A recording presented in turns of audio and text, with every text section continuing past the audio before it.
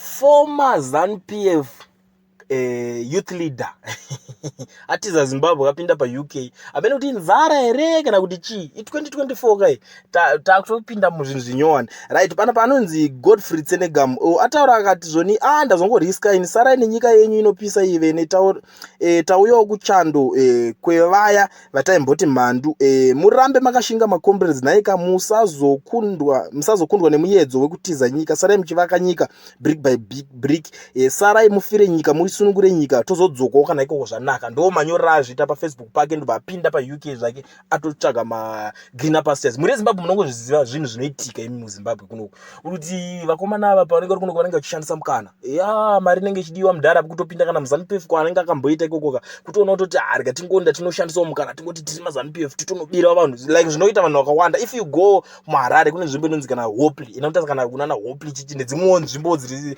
surrounded unotoona kutoti vanhu vanoita system yekutora land votanga kutotengesa tiri vanhu veZanuPf takutokutengesera land unotoisvika ukaitengeserwa zveshuwa kana 2000 US zvamai manje enda kana kuHopley unoona kutoibhadhariswa. But vakomana vakangotora land mahara vachishandisa musangano vachingoshandisa vachingoti tizo vanhu vemusangano zvona. Saka mukomana uyu manje kutozosiya uku kwaanenge aita unongowanzi maybe anenge abva pachichairman pachiyouth leader paya hausisiri youth leader wangosarawo wangowo munhu manje wafanana nevamwe vese nemamwe macitizens eZimbabwe wakutoona kuti nzara iriko for you because paunenge uri pachigaro chacho hauzooni kune nzara unenge uchilauda uchionererwa. Life manje inozongokuratidza kuti no gwara ndeiri abva angotiza zvake zvikanzika ndiende kuUK imi sarai vene muchiita zvenyika yenyu yeZimbabwe.